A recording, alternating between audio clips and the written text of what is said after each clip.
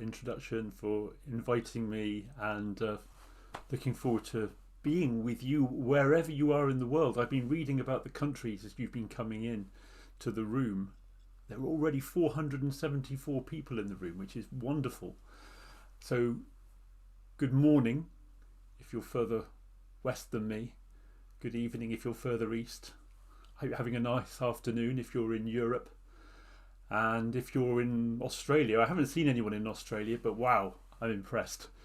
But of course, you can share this with people who can watch it any time they want to later. It's wonderful to be here. I want to acknowledge that right now, around the world, people are facing challenging times. It's a time we need resilience and strength.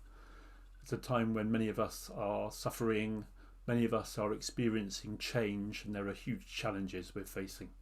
So I want to acknowledge all of those things and welcome you and thank you for being here with me, with us, because storytelling is a we activity. We're in it together.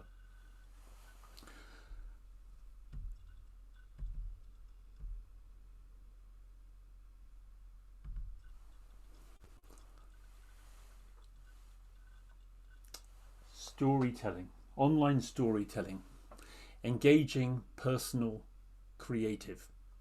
And in this session we'll look at how we can engage learners of English, but not only learners of English, learners of any target language, or even more broadly in education, how we can engage learners intellectually, emotionally and imaginatively, whether those learners are children, teenagers or adults. We'll look at how we can engage them through playful and effective use of the webcam, through imaginative use of the chat, through creative response activities which are adapted to online learning, and, well, inviting students to share recordings that they might make on their mobile devices, for example. Techniques for developing your students' confidence and competence as online storytellers, so we can develop as storytellers alongside our students. That's what the session's all about. Now, let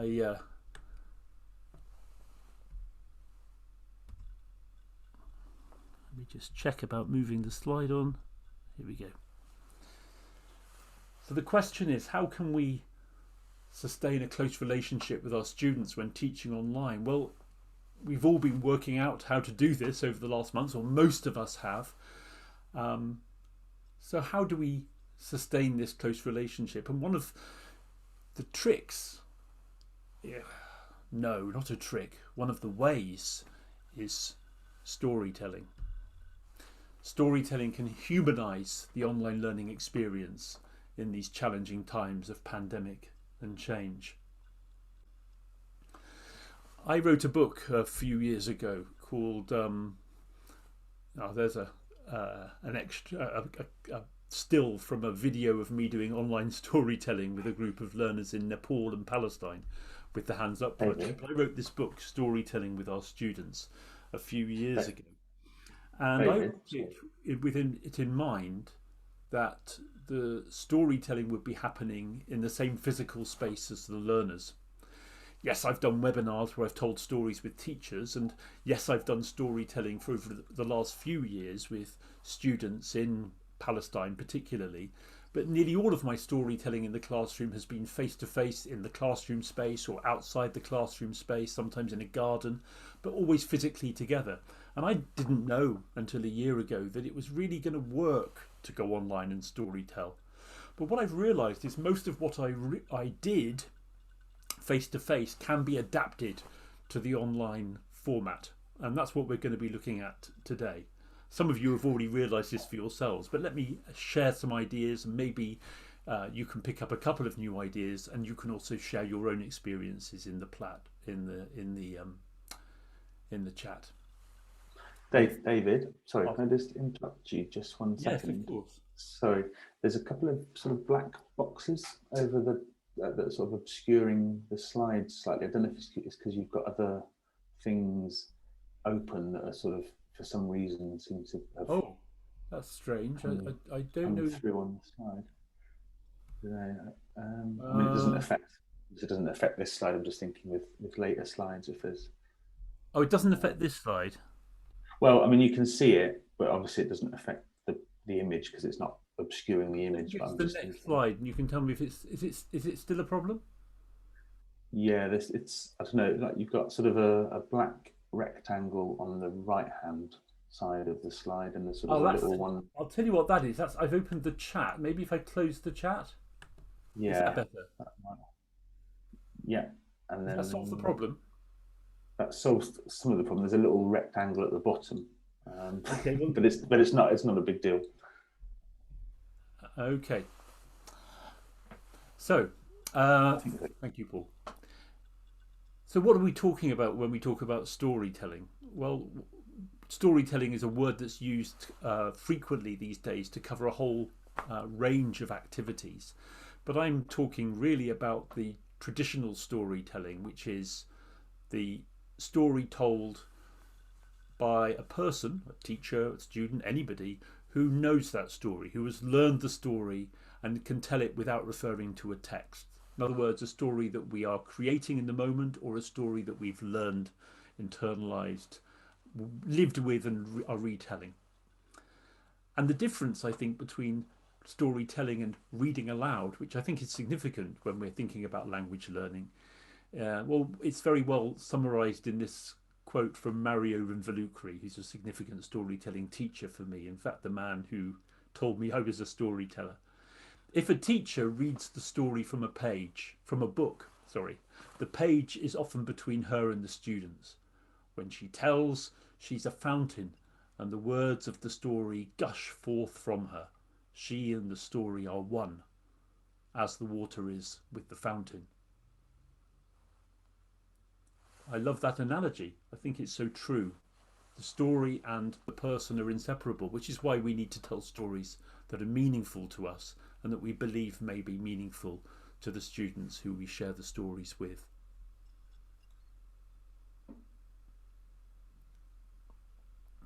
Another well-known storytelling teacher is Andrew Wright, perhaps the best known storyteller in English language teaching. And he would say, the food we eat makes our bodies, the stories we hear make our minds. Storytelling is the oldest form of education, and the story, or the stories we tell about ourselves, become our truth. The facts of what have happened in our past, well, those are facts, but when we narrate those facts, we tell our own truth, and that truth is mutable. We can change the story according to what we understand by it, especially when it comes to personal storytelling. And we will refer to personal storytelling and how a folk tale, a traditional tale from the world's oral cultures, can inspire a personal story. But we're focusing mostly on folk tales, tales from the world's oral cultures. Passing on knowledge. Storytelling has been used for passing on knowledge way before we had classrooms and schools. It's been going on for tens of thousands of years. When we look at the cave paintings, we think of the stories that they might have been telling when they made those images. But it's not just storytelling teachers like Mario and Andrew that talk about the potency of storytelling. This is Antonio Damasio, who's a well-known neuroscientist. And he talked about storytelling as a way of passing on our knowledge and our wisdom from generation to generation. The problem of how to make wisdom understandable, transmissible, persuasive and forcible, in a word of how to make it stick, was faced, and a solution was found. Storytelling was the solution. Storytelling, something brains do, naturally and implicitly. Storytelling, it should be no surprise that it pervades the entire fabric of human societies and cultures. It's a human activity. We're storytelling beings.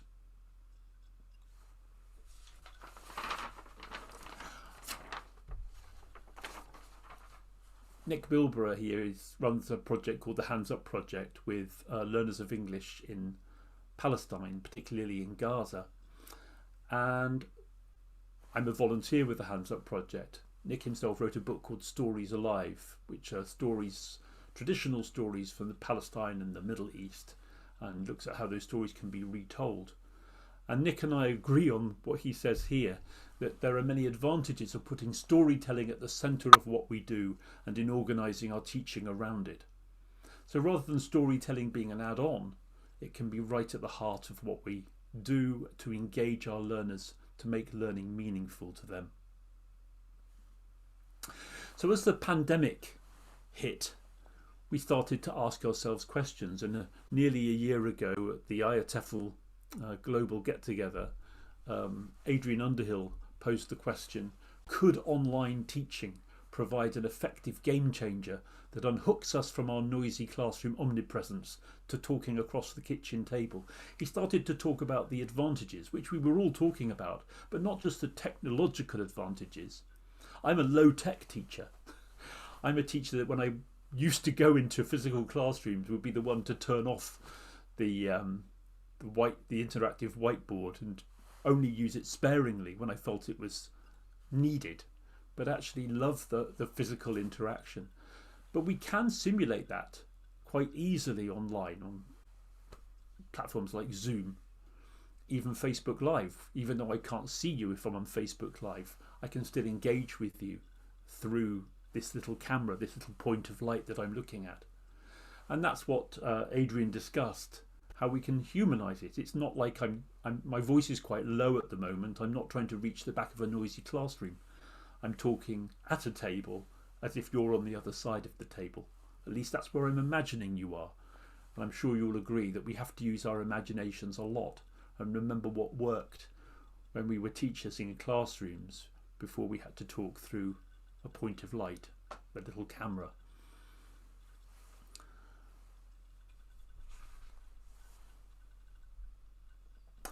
So I like learning stories from students that I meet. These are some of the students that I've met from many different parts of the world. And I continue to learn stories now, but instead of face to face, I often learn stories from people that I meet online. For example, just the day before, a couple of days ago, on Monday morning, I met a student. Let me see if I can find her. Seems I might have lost her. Let me just see if I can find that recording. No problem.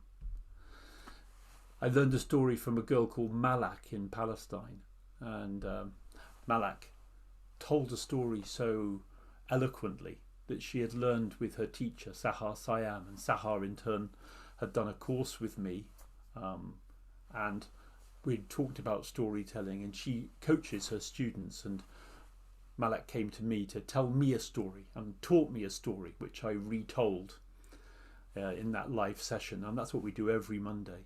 And then she went on the next day to talk at the World Storytelling Cafe, hosted by John Rowe. For people all around the world, you can come to the World Storytelling Cafe and bring your students, because every Tuesday we have young international storytellers. And Malak, 13-year-old girl from Gaza, had the confidence, like many others, to share her story, and will, like many others no doubt, become a regular at the World Storytelling Cafe. So think about bringing your students there. So I'm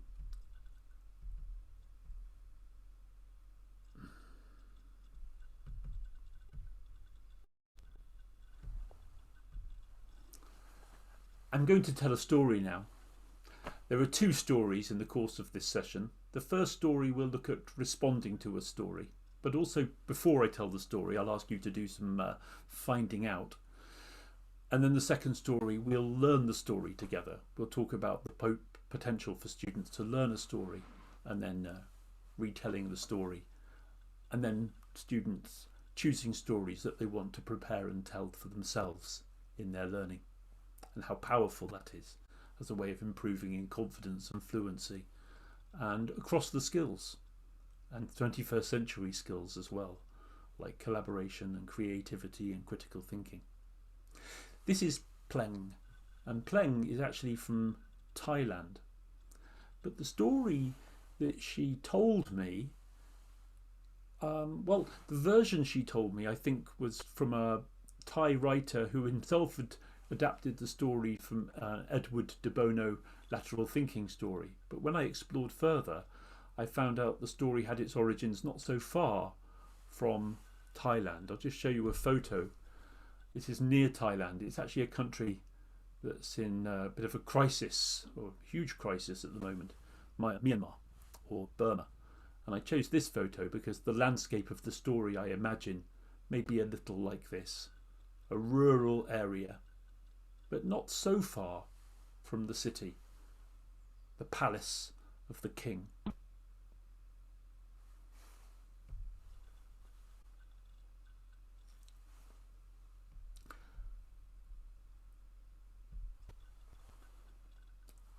And there are some characters in the story that I'm going to tell, and let me reveal them to you one by one. I'm going low tech here and using handheld paper. So the first character in the story is Masabe, a girl or a young woman. And then we have Masabe's mother, the blacksmith, who Masabe loves and would want to marry.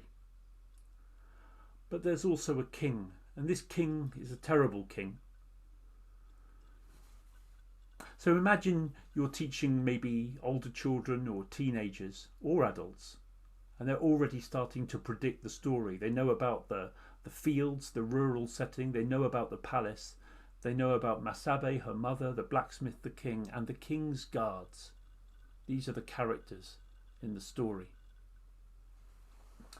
And also, in the story, I can tell you that there is a white pebble. And there is also a black pebble. And there is also a beautiful bag. A silk bag. So this is the story of Masabe, or I'll call it Wise Masabe. Now, I'm certain that this story from Burma, Myanmar, is already being created, or a version of that story is being created in your imagination. So what I'd ask you to do is to write questions for me in the chat. And I think the questions are going to come in quite quickly. But I'm just going to spend 1 minute answering your questions. I've got a clock over there with an old-fashioned clock with a second hand. So I'm going to time 1 minute and I'm going to answer as many questions as I can about the events of the story. So I say to students, not about the character, how old or what colour was her hair, that's not important, but about the events of the story. Okay, there are the characters again. So you've got 1 minute and I'll answer some of the questions that come into the chat. I think they'll come in very quickly, so I'll do my best to pick some out. So please begin answering questions. You've got 1 minute starting from now. What will happen with the 2 pebbles? Well, Masabe has to choose, put her hand in the bag and choose, and depending on which pebble she takes from the bag, she'll have to decide, well, it'll decide whether she has to marry this terrible king. How are Masabe and the king related? They're not related. The king is powerful, but the king wants to marry her. The king has 300 wives already, and now he wants another one. You can see what kind of king he is. The significance of the colours, black and white. The king says, if you take the black pebble, you will have to marry me, but if you take the white pebble, you will not. Is it a sad or a happy story? Well, that would be giving away the ending. You'll have to wait and see about that one. What's the mother's opinion? The mother's opinion is that her daughter should not marry the king, but it's difficult because she owes the king money. The king is so greedy he charges a high rent to all of the people of the land because the land belongs to the king and everyone is in debt to the king. So although she doesn't want her daughter to marry the king, she would prefer her daughter to marry for love with the blacksmith. She has no choice. Thank you for your questions. Why the silk bag? Ah, the silk bag. She has to put her hand in without seeing which pebbles she's going to take. Does the king punish one of them? Maybe the blacksmith.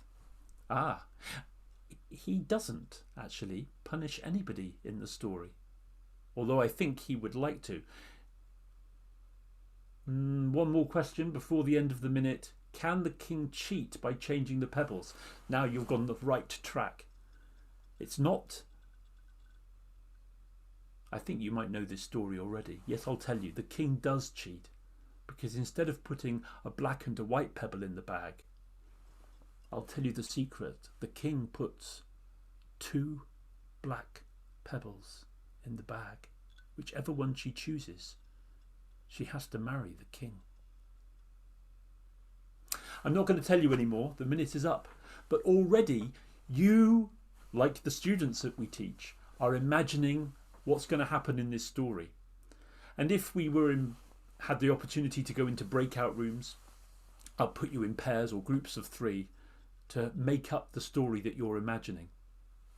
But I'll just stop talking now for a couple of minutes, and maybe you could write the skeleton, the outline of the story, in just a few words, just a minute. So write for a minute, don't post, and then after a minute post your summary of the story of Wise Masabe, what you think is going to happen. Now, if you were my students, I'll probably give you 5 or 10 minutes, but I'm going to give you just 1 minute to write your predicted outline, the bare bones of the story of Wise Masabe. And while you're writing, I'll take a sip.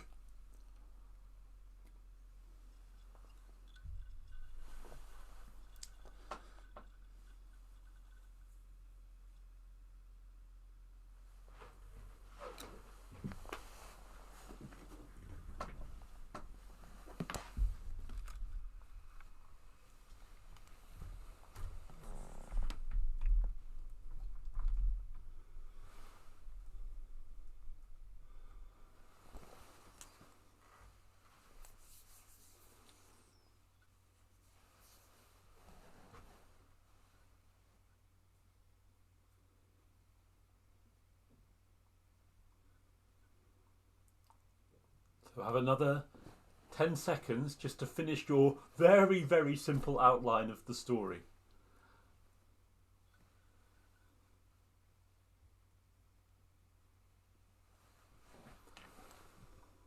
Okay, now they're going to fly through in the chat, so I'm going to try and hold the chat still on using my keyboard. And can you right now, can you post your imagined outline of the story?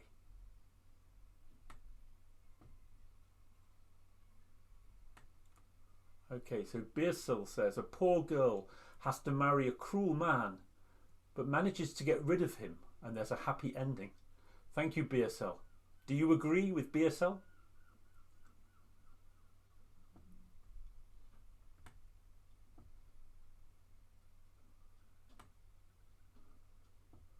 Let's have another one.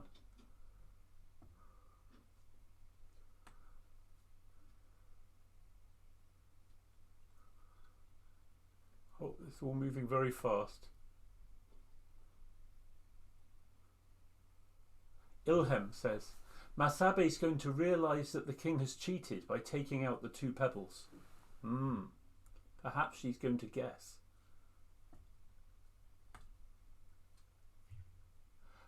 Despoina Ariste says, girl loves blacksmith.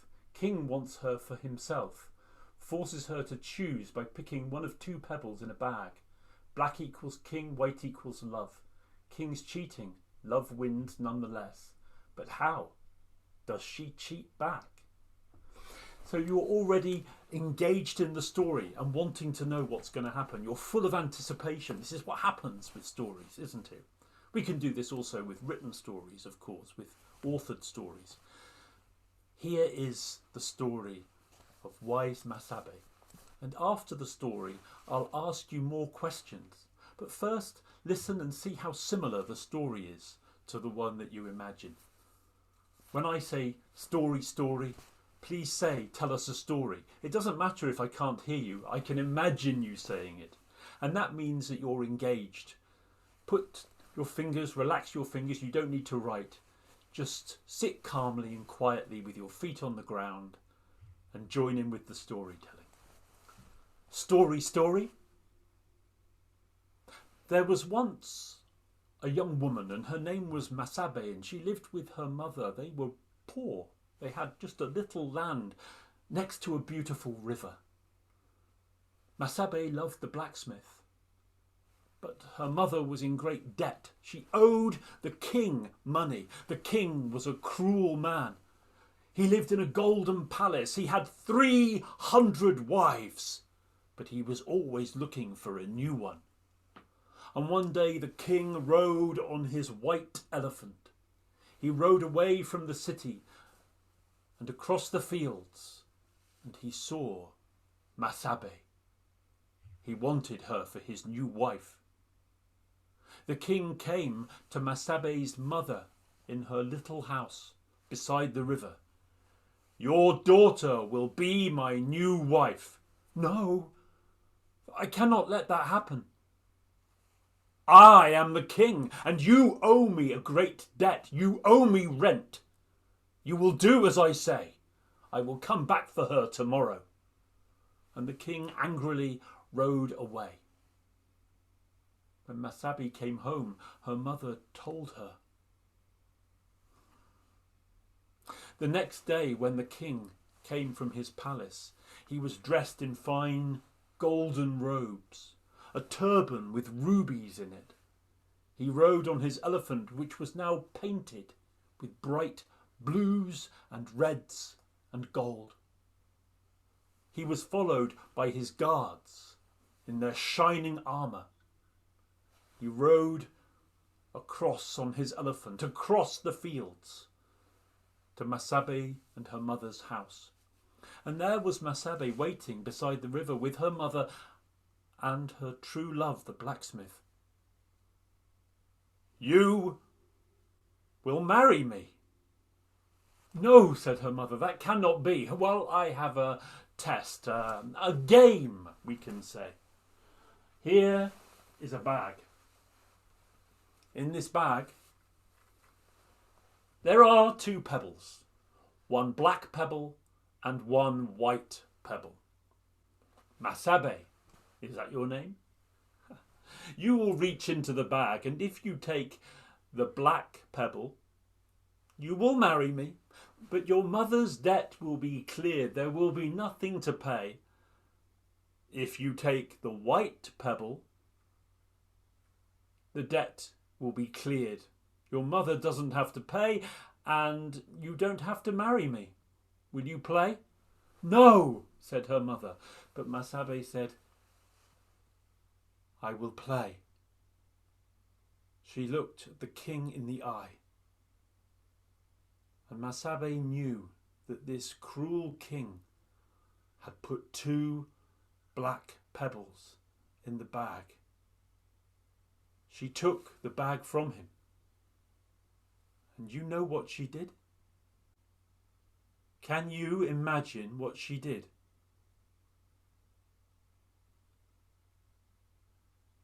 Well, you could write in the chat, but no. We'll go on with the story. But our students could easily imagine, and you're thinking it. Masabe took the bag, and she reached her hand inside, held one of the pebbles and took it out. Her fist was closed. She looked between her fingers.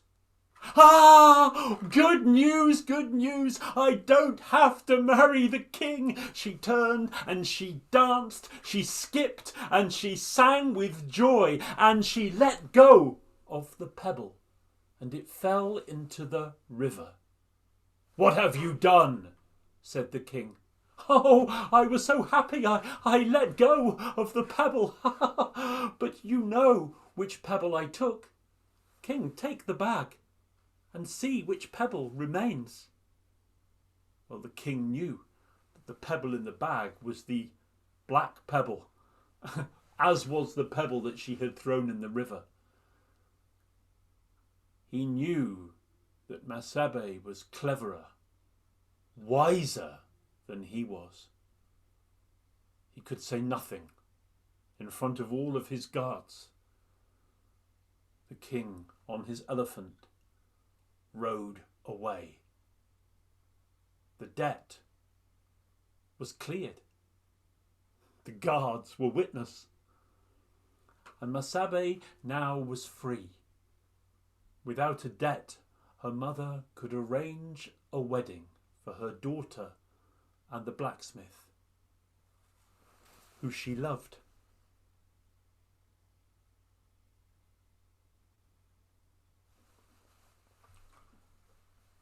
So that's the story of wise Masabe. Have you ever been in a difficult situation, in a dilemma where there seemed no way out? Does the story of Masabe remind you of a time in your life when you've been in a crisis, a dilemma, and there was no way out? Before you answer that question, and maybe we would talk about it if there was time and our students could talk about it and relate it to the story of wise Masabe, I've got a number of questions. And I got this idea from Mario Rinvolucri. He called it revenge questions, where students can choose which questions they answer. So I'm going to show you a lot of questions. 15 questions. But I don't expect you, and I don't want you, to answer all of them. So in the chat, please could you choose 2 questions, or maybe 3 if you're very quick. You've just got a couple of minutes. And to write your answer in the chat, please write the number of the question and your answer to the question. So I'll just share the questions with you now.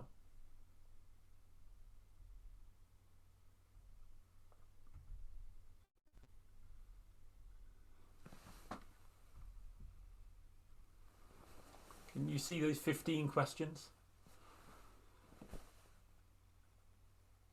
So choose any 2 or 3, whichever numbers you want. It could be number 8 and number 14, or number 3 and number 10, whatever you like. Write down the number of the question and write your answer in the chat.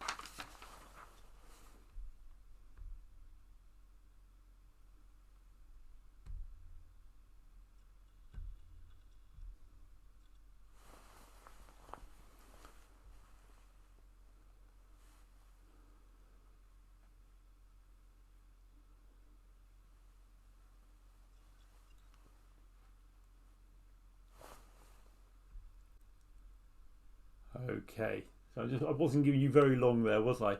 So just write the answer to the question that you're looking at now.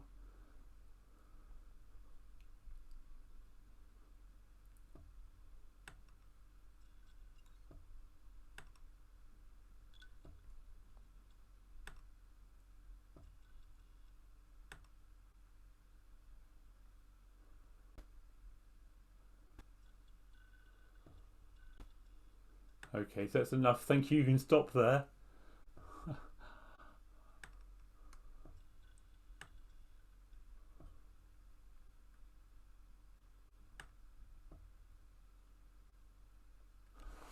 So Fahima has written number 1, Masabe. Which character made a strong impression on you?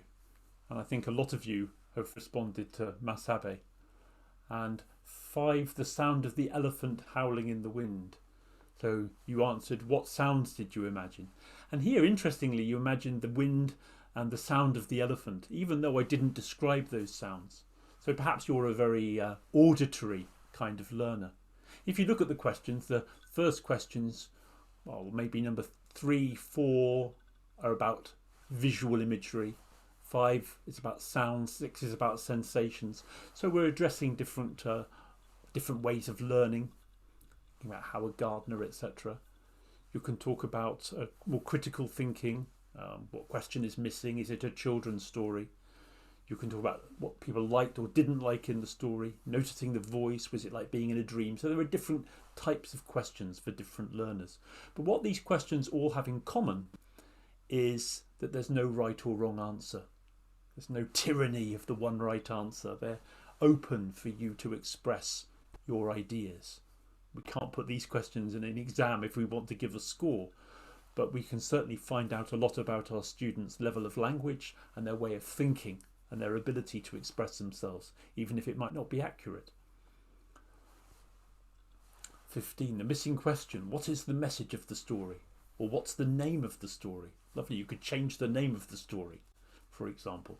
And those students who are very critical thinking might want to always find well, the question I want to answer isn't here.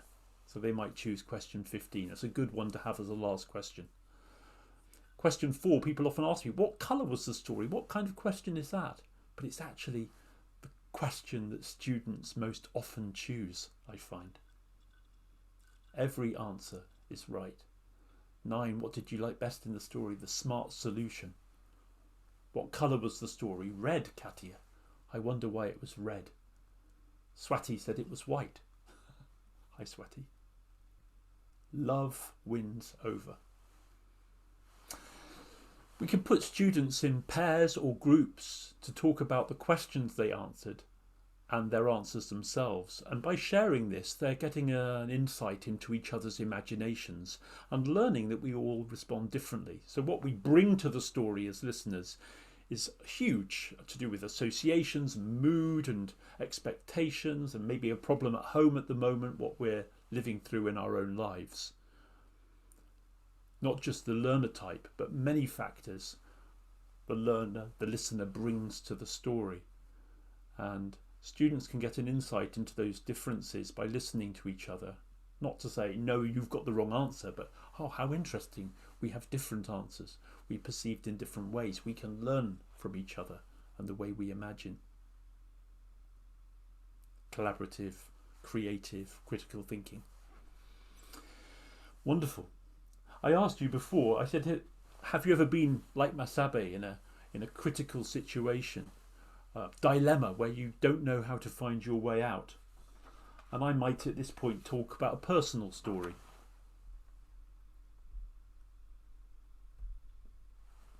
I might show them this picture and tell them the story about these 3 boys. The 3 boys who saved my life. In Ecuador, in the Andes.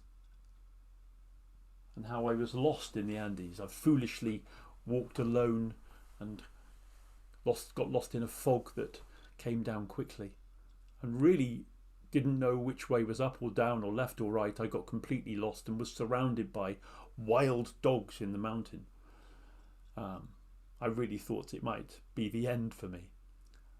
And I found myself in a huge dilemma. I won't tell you the story now, but I tell my students the story of what happened and how those 3 boys saved my life. And then, have you ever been in a dilemma, or somebody you know? And the students that think of the story that Masabe reminds them of, they might share. Unlike me, they might be like Masabe, where they thought very smartly and very quickly to resolve the situation. So we can use a folk tale or a traditional tale. They're ideally suited to relating to personal experience. These stories have been honed over generations by a multitude of storytellers, and they're quintessential, the archetypes in the stories. It's easy to relate them. They're metaphors for our own lives. They're magical roads to discovery. We can find out what life could be, how it could be improved when we reflect on a story, whether it's got a happy ending or maybe even more so when when the ending isn't necessarily happy.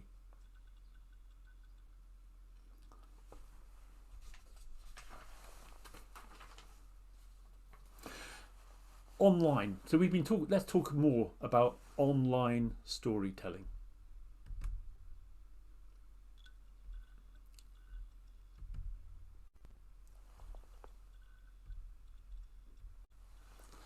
So we're going to look at 4 things: use of the webcam, the chat, breakout rooms, for example if we're using Zoom or a similar platform, and sharing recordings, which can be done not during class time. They can be done during class time, but they can be done outside of teaching time. We call it asynchronous learning rather than synchronous altogether. So let's look at the first 2 first. So think about how I used the webcam during that story, and before and after, and how I used the chat, how we used the chat, but how I as a teacher invited you to use the chat. So with the webcam, we can communicate directly through the camera. And you notice that I set my laptop on a stool on top of my table. So instead of looking down, I'm at eye level. I'm eye to eye with the camera. I'm assuming you can see me at the moment. So whether I'm sitting, or when I stood up to tell the story, I moved the laptop up with me. This is giving myself a sense of equality, of democracy with the students, and rather than looking down or looking up, it makes it very easy to communicate. It's also good for my posture when and also good to stand up sometimes and move around, really essential. Our students as well can find themselves sitting far too much. But we can experiment and play with space and movement.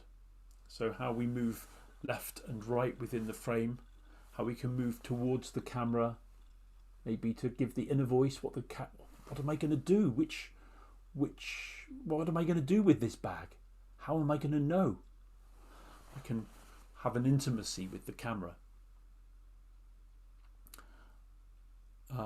We might have to think about reining in our gestures. So rather than, I was digging, I'll make it very small. I was digging, which looks ridiculous to me, but on camera it might look more natural. So think about how we use the frame. We might use our mobile sometimes to take our students for a walk to a different space, maybe even outside, and get them to do the same. It's very intimate using our phones. I recorded a lot of stories on my phone and shared them last year. You can watch those stories if you like on my playlist on YouTube. It's called A Breath of Fresh Air, Stories to Get Us Through. They're all very short stories, 2 to 4 minutes long, wisdom stories to help us through the pandemic. And we can show pictures and objects. We don't always have to be showing things on a shared screen. When I showed you the picture of the boys that saved my life, I just showed you a photo like this. There's a sense of it being something tactile, or you could choose a realia like the black and white pebble in the bag. So thinking about how we use the camera, think about lighting. Right now I'm sitting facing the back window and it's a bright day, so there's enough light on my face, and it's not on one side of my face or the other. I've also got some lamps ready in case it gets too dark, the light facing me, and not too much light behind me. Think about the background. I don't usually use a virtual background, although they're great, but sometimes I find it distracting if someone's hair is bleeding into the background. I prefer to just use my room or have some fabric behind me.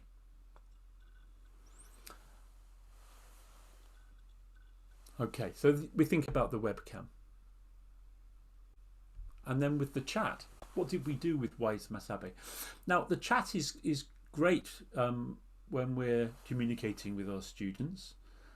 They're doing informal writing, but it also simulates spoken English, and it's quite good to get them to write in the chat as if they're speaking, simulating and developing spoken English. It means they have a little bit more time to formulate what they're saying. They can edit a little bit, although they tend to just get out what they want to say, like we do when we're speaking. That's how young people learn to communicate online.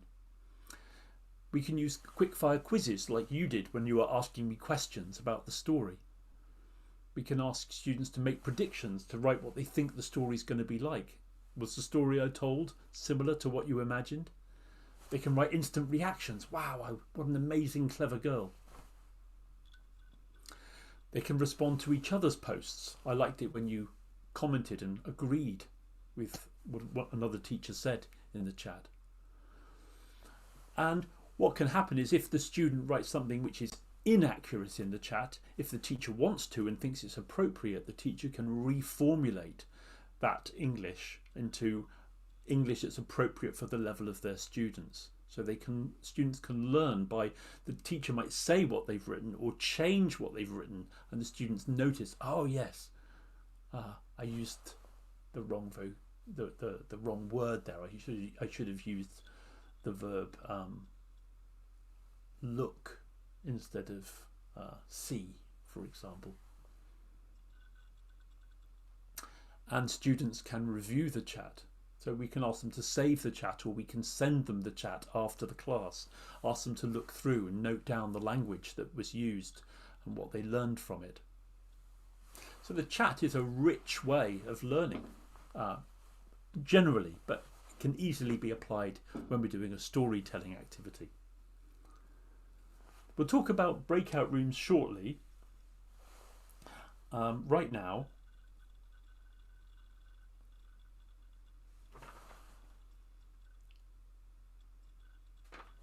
we'll talk about creative response.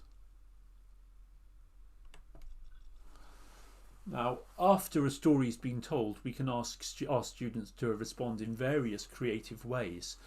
There might be ways of responding instantly, getting students to talk about what they imagined, some of those questions in the list. What did you imagine hearing? What did you imagine? What was the strongest image? And students can discuss this or write about this. We can ask them to make freeze images. What's the most powerful moment in the story? Is it when Masabe, some of you might say it's when Masabe throws the pebble into the river. So we could ask everybody to make an image of that moment. Can you make a freeze image of Masabe throwing the pebble? And she knows what she's doing, so she might go,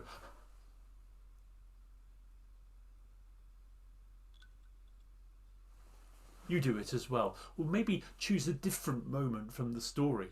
And you might be Masabe or the king or the mother or the blacksmith or the guard. Choose that moment.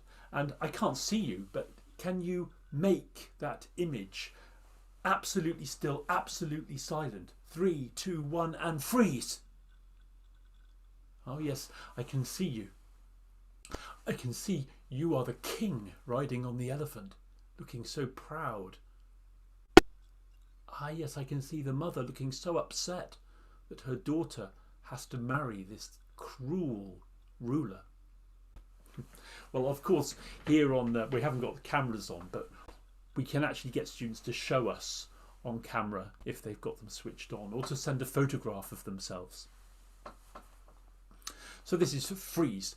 That's easier maybe to use in the shared physical space, but it's fun to do it on Zoom, for example. And that can build towards an improvised role play, where you might act out the scene in a story, maybe the scene between the king and the mother when he tells her he wants to marry her daughter, or maybe the scene at the end when the king finally rides away, ashamed, humiliated. Choosing a gift for a character can be another instant activity. What gift would you give to the king at the end of the story? Can you just write that in the chat? What gift would you give to the king at the end of the story?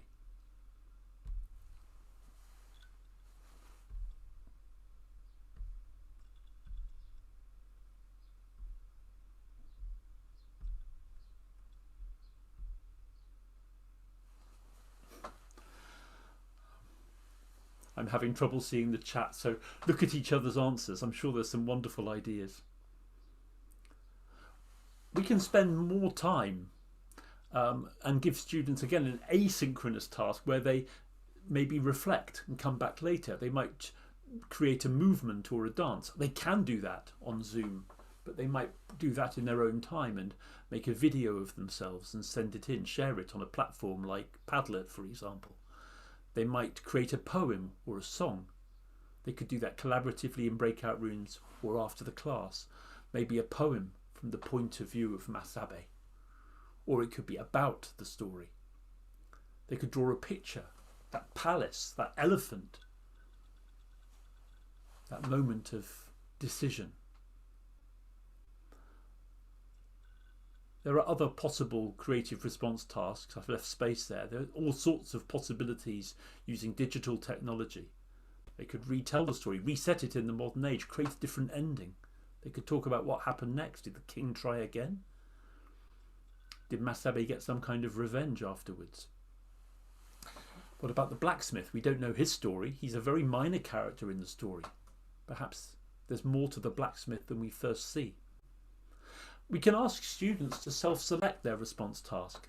We can let them choose. Some might prefer to do a poem, while others prefer to do a drawing. We can give them a time. Come back with what you've produced and we can show back and have a multimedia representation of the story, a retelling of the story using the different creative expressions that the students have used. There's so many possibilities. Storytellers love to work with this creativity. This woman on the left of the screen is Grace Holworth. She's a patron of the Society for Storytelling in the UK, which I belong to. I'm a member of that society. And she wrote, storytelling's a union of head, heart and spirit and a unique expression. We should therefore allow space for an individual response from those with whom we share our understanding.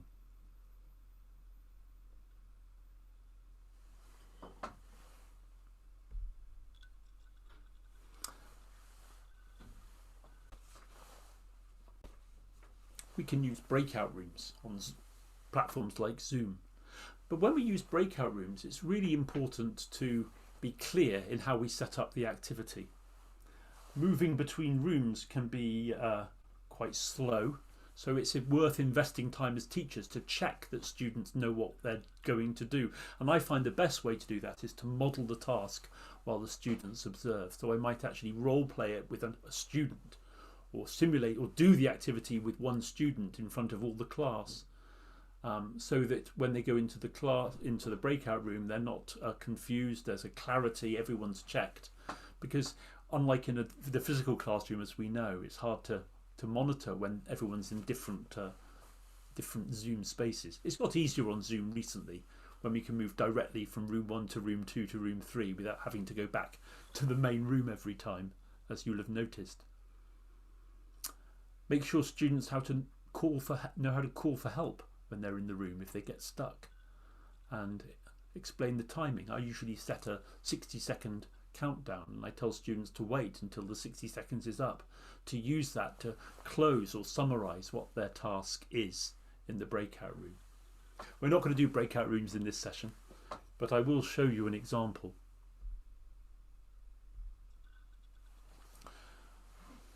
There's a breakout room, some children in different countries, in Serbia, Croatia and Nepal. I should tell you that I've been working together with my wife Tammy doing storytelling over a great many years, doing storytelling in our teaching, and we've recently ended our job share work locally in Exeter and are now freelance. And what we've been doing in all of these years is getting students to retell stories. So I usually teach a story and get students to retell that story and practice and rehearse.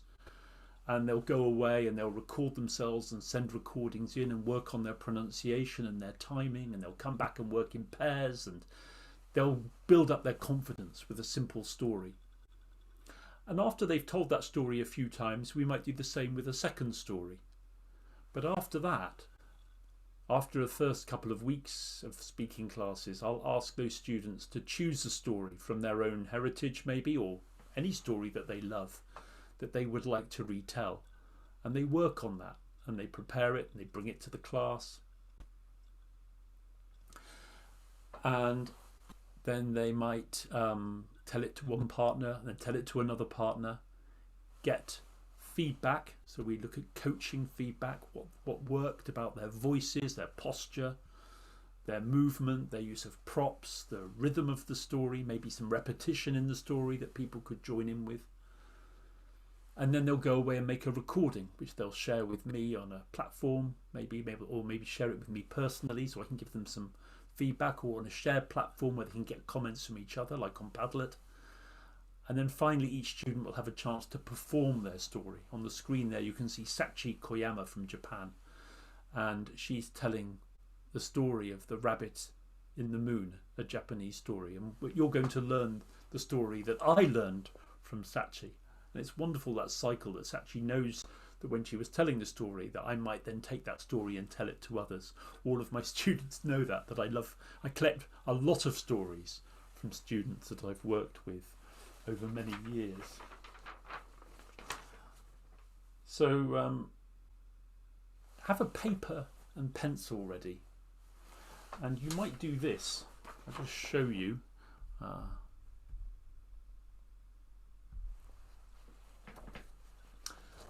You can see on my piece of paper there are 5 arrows for 6 spaces. So there's a space, 1, 2, 3, 4, 5, 6. So I'm going to ask you to draw 6 quick sketches and to tell the story in 6 quick sketches. But you can do it after I've finished telling the story. Okay? So put the paper down for now and just focus on the story itself, because I'd like to invite you to tell the story with me in a very physical way. Okay, so in other words, I'll just give you a taste of Sachi, if I can, just telling the beginning of the story, and you'll see that she's telling it.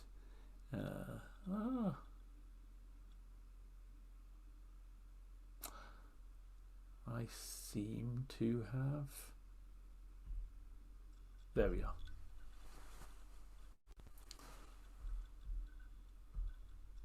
Check the button, shared sound.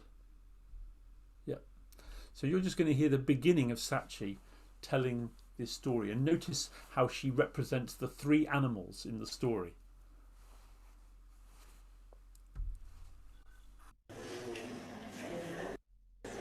Story. Tell us a story. So once upon a time, there lived 3 animals: a monkey, and a fox, and a rabbit, and a...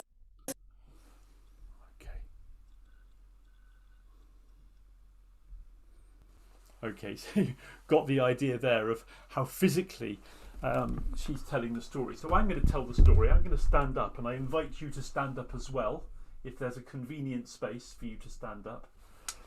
And because you're not drawing yet, you're not writing yet. And I'm going to tell the story that I learned from Sachi Koyama.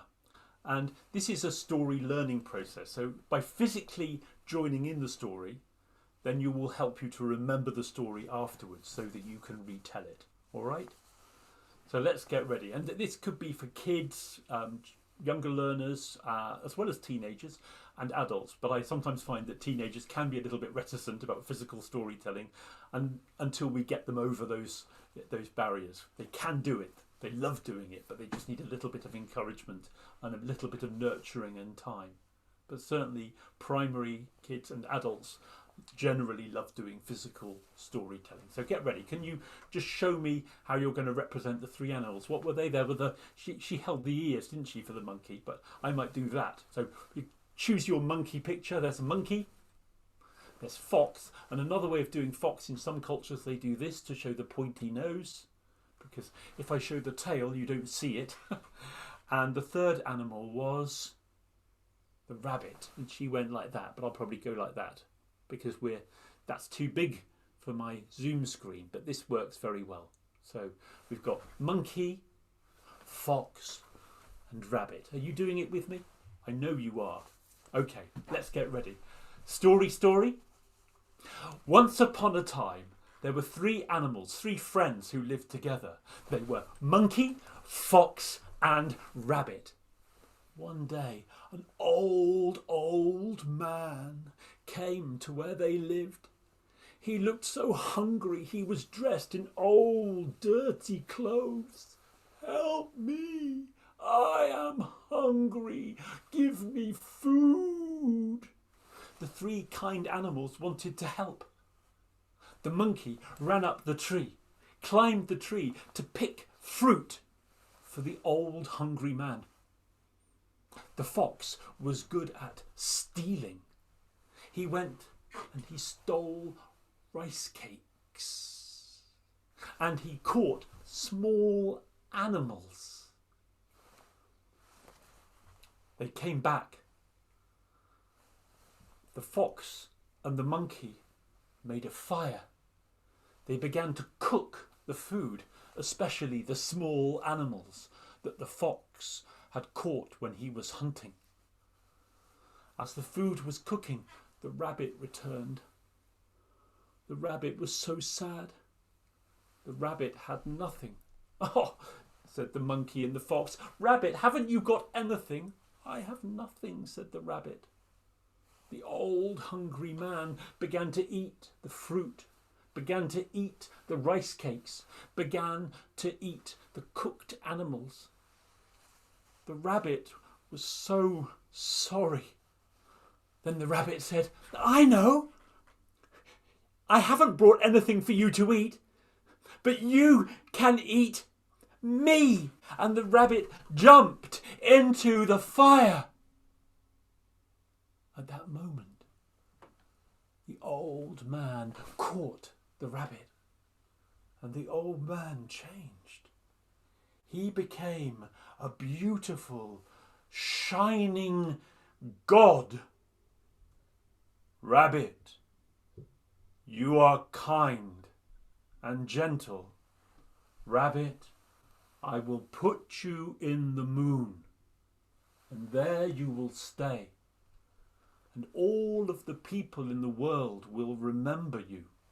They will look up at the moon and they will remember your kindness, how you were ready to give your life for me." So if you are in Japan or in China or Korea, you can think about the kind rabbit in the moon. It isn't just in the Far East where they have the rabbit in the moon. There are other stories about rabbits in moons, for example, in Mayan culture in Mexico and Guatemala.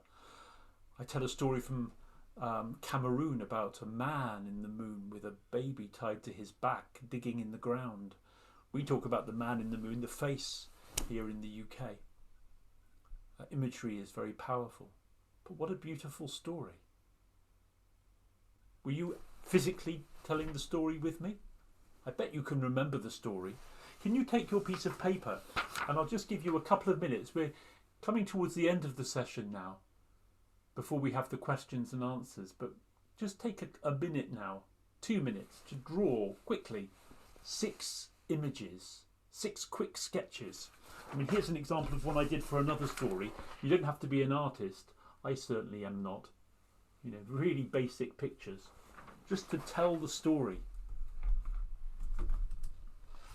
This really works for people who are more visual learners.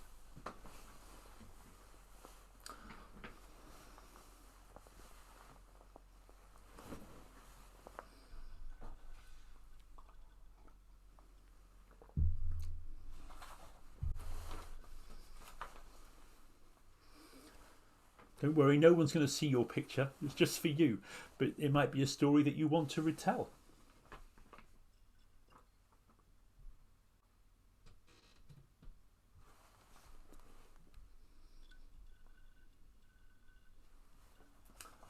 So yes, this is one way of doing it. We call it story mapping.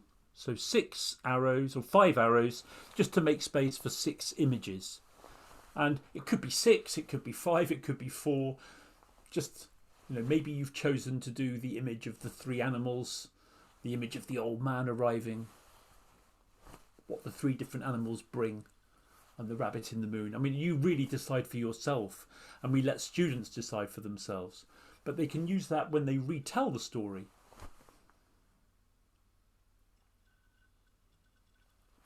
So we might do it again where we're physically telling the story. We might put students in breakout rooms to tell the story together. Let me show you in the on the PowerPoint.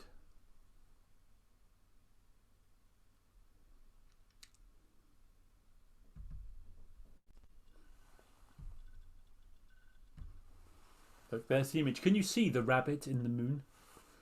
You can see my cursor on the screen. There's the ears. There's the body of the rabbit and the tail. And then coming back round. The rabbit in the moon.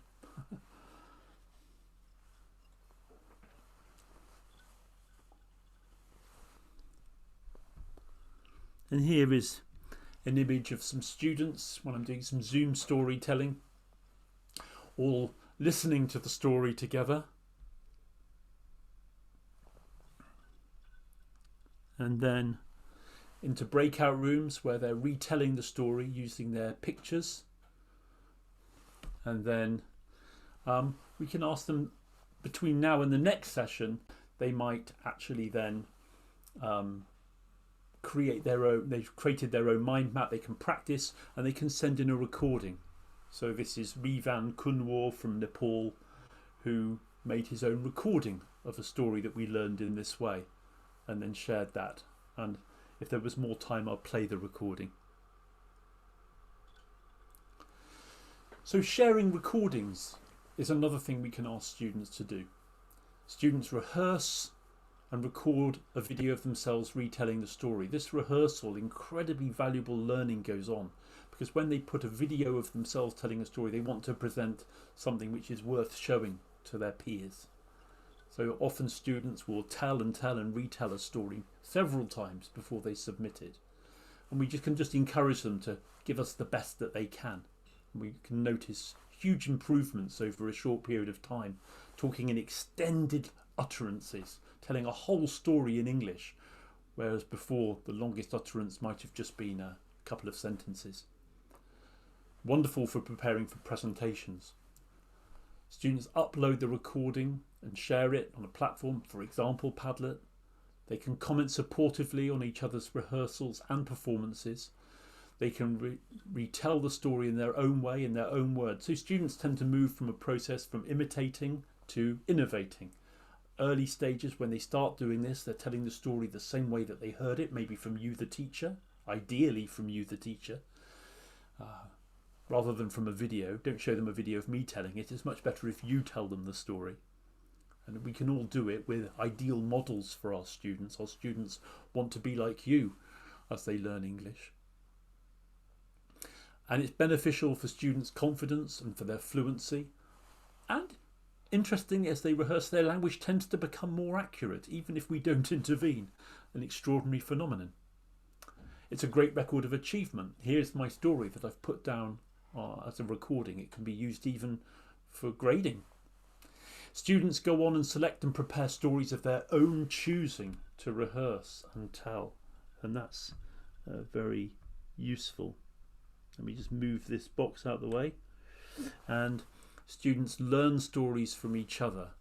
And we can have a classroom or a school storytelling culture that develops where the interplay of stories becomes a normal way of behaving.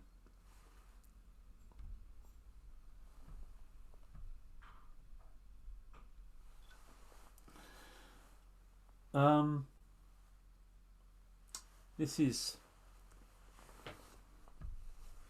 Haneen Jadala. Haneen is a teacher. I'm not sure if you're here today, Haneen, at Asma Prep Girls Unrwa School in Gaza. And nearly a year ago, at the end of March 2020, already we were all finding out how to manage online teaching. And Haneen just put it so well in this Hands Up Project blog. She said that, I believe learning can happen at any place, at any time, irrespective of all of the obstacles which are placed in the way.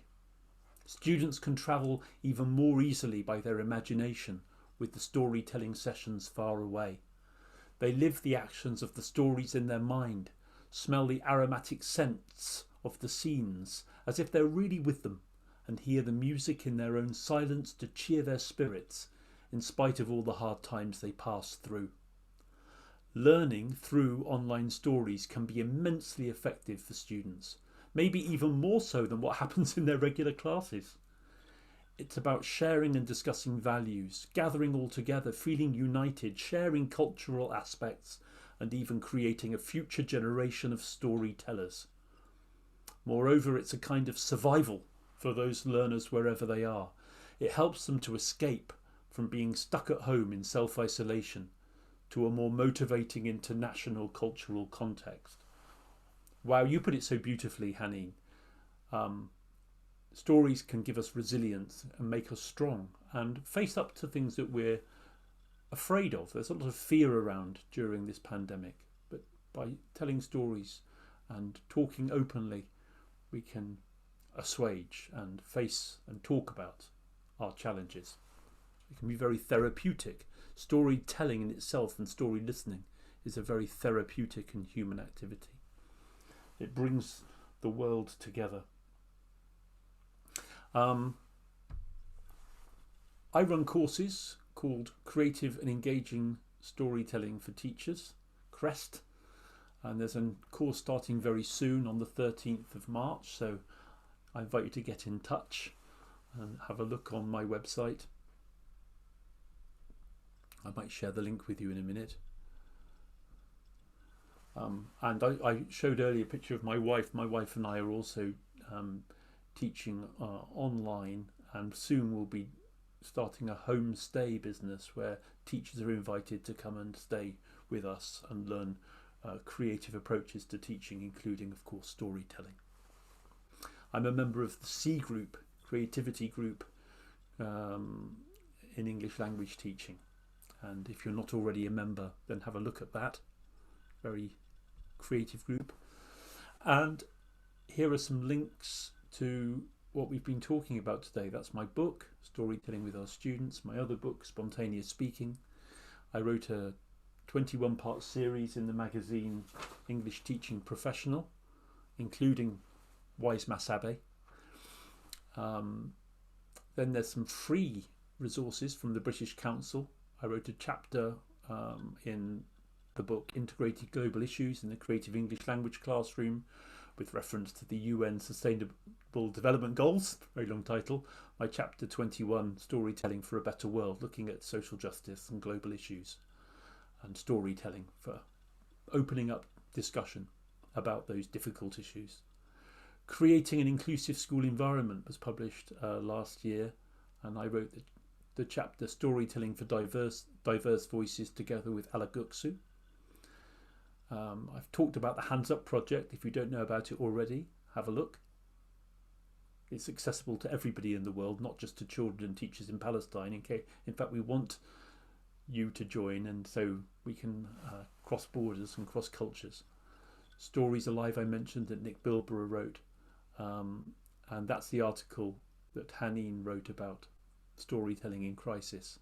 That's my website, my email address, and my YouTube channel. Now I've left 10 minutes, so I'll stop the share, and perhaps there are some questions or some comments.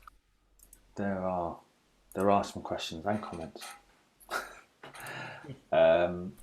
Thank you, first of all, David, for that. You're probably quite tired, I imagine, after Storytelling. energetic.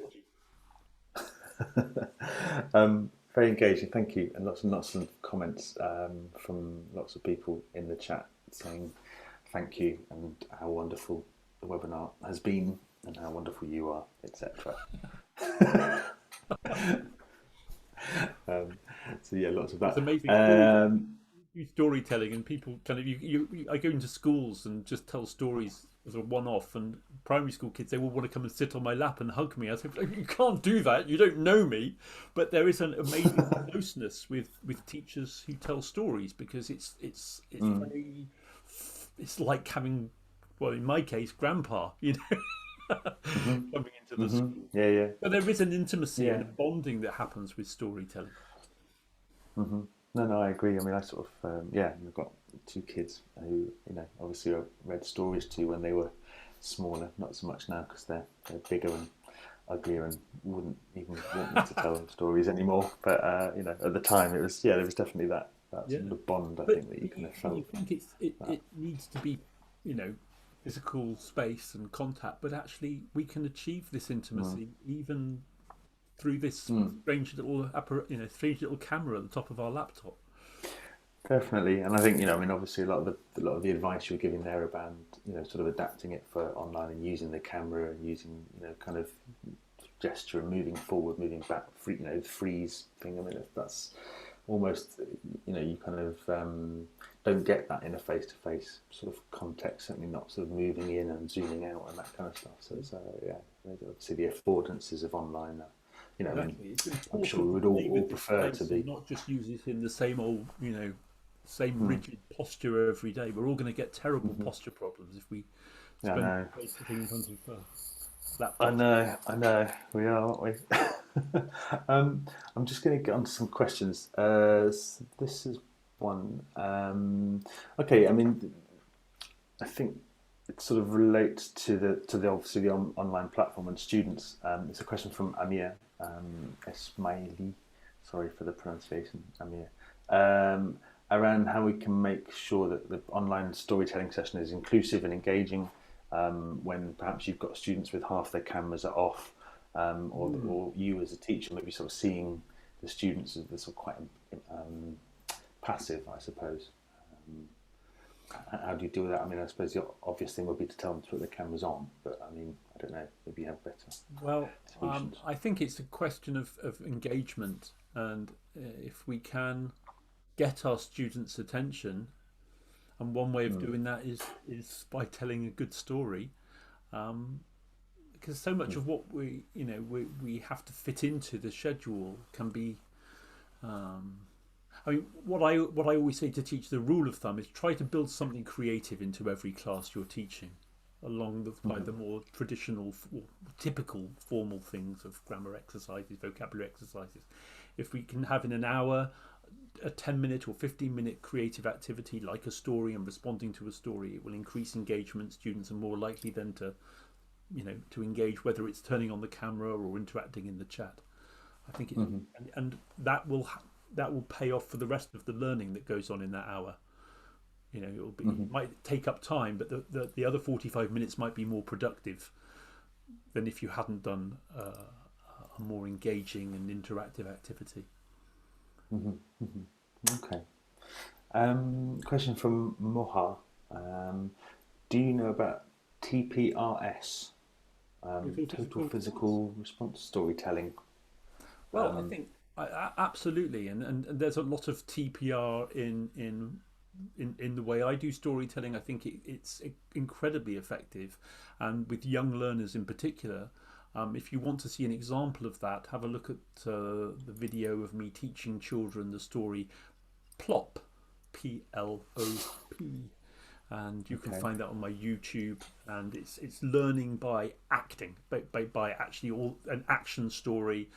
We all in the physical classroom, we all hold hands, stand in a circle, holding hands, break hands, tell the first part of the story, hold hands, take one step to the left. Next episode begins. We tell the next part together physically. Hold hands, step to the left, and we basically move around in a circle, and it's a way of staging the story so it makes sense, and it's working with the body and the memory, and it's just incredibly effective, and not just for children. Yeah. Okay. There is a question about that. Adults adapting storytelling for adults. This is from Lula Bravo. How can you adapt storytelling for adults? There's the sensation that they don't feel comfortable sometimes with storytelling. What's your experience of that? Well, again, it depends on how we do it, and I think it's one thing you've probably seen is that I'm an actor. I did theatre before I became a storyteller, so I'm quite an expressive and expansive person. But every teacher can have his or her own storytelling voice, and be true to yourself. Don't do something that feels totally alien to you. You can be quite still and gentle and convey a story very effectively. So stay what's comfortable to you. Choose the stories that you think are fit for your students, and certainly initially. I tell a lot of what I would call wisdom tales. Well, Wise Masabe, I would call it a wisdom tale. And I think teenagers will relate to a story like Wise Masabe hugely. They'll identify with her and be glad that she overcame the adult, the power. It's about choosing the right story for the right people, and adults as well. I actually find that generally speaking, adults are more willing to be playful than some teenagers. Yeah. Okay. Can I just say I just put a lot. I just posted a lot of stuff together in the chat, which included, and if you go back a couple of places in the chat, you'll see it includes links to my course, links to different videos showing. Like for example, a video of me telling Wise Masabe on a Facebook Live lesson, and videos with different age groups, working with different age groups. So if you wanted to see me doing a live storytelling online with children, live storytelling online with teenagers, there are some examples there, etc., etc. So have a look in the chat there. There's a lot in the chat, isn't there? There's a lot. Yeah, it's a long chat. Which is good. I've just put also just to so I've just put a link in the chat there for you, because you're coming back on the 11th of March for part 2. That's right. This is part 1 of 2, and in the introduction to this session, beginning of this session, it was talking about storytelling generally, and then I focused in on what we're doing online, like camera, the chat, breakout rooms, the recording. But what I want to look at in part 2, I think a lot of us either have returned to classrooms, or we're going back and forth between classroom and online, and we all hope, pray that we will be going back into physical spaces before too long. Maybe there'll always be an online element from now on. But when we're in the physical classroom, let's make the most of that. Let's make the most of what we can do in a physical space, things we might have overlooked when we, because it was always available to us before. But let's really play with the space, with touch, with physicality. We'll explore a lot of that in the next session. Great. We should look forward to that. I've put the link in, so if you want to register for that, there is a link in the chat, or if you have missed that and you're not able to click the link, if you just go to the Teaching English website and to the webinars section in our news and events, you'll see it there. Okay, just last thing, because we have kind of run out of time, and as much as this has been fantastic, and as much as this has been about you, David, and your wonderful storytelling, I do just want to tell people that we have a webinar next week as well, which unfortunately isn't David, but it is going to be Nick Peachy. I guess there's a sort of a follow-on there. It's looking at creativity in digital learning. Connected. So I've just put a link in there again. If you've missed that link, because the chat goes quite quickly, and do visit the Teaching English website and the webinars pages, and you'll see a link to register for that there. David, can I make a suggestion for playing out, Paul? I've got a video that there wasn't time to use, and it was a video that was made just a few weeks ago, where a school in Nepal have started an online storytelling festival. So their teacher, Sika Gurung, I met a couple of years ago at TEFL. She's got really into storytelling. She started running a festival in her school, and there were 2 annual festivals that happened where students brought stories they'd learned in their families and shared them in English and their mother tongues, different languages, different ethnic groups within Nepal. And this year it went online, and it was such a fantastic event. I was able to go and tell a story at it, that afterwards I invited them to come to the World Storytelling Cafe where I'm involved. And I just wanted to play off with a clip of Sure. Yeah, go for it. that going on. And so before I turn that on, shall I just say goodbye? Yes, do that, and then we'll end. So I was just asking, when will part 2 take place? 11th of March, Elizabeth. 11th of March at the same time as today's webinar.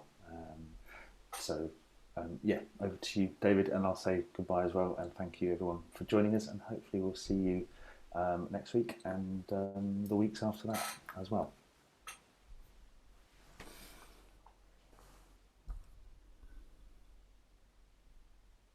So that's the story of how we got here. So I guess without any further ado, I'd like to introduce our first storyteller, Raksha, with her story, How the Yetis Killed Themselves. Thank you very much. Namaste, everyone. So, the title of my story is How the Yetis Killed Themselves. But first, I want to tell everybody a little bit about the Yetis.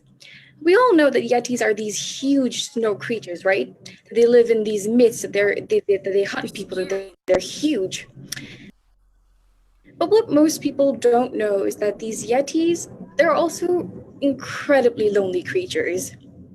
So with that much in mind, I want to move on with the story.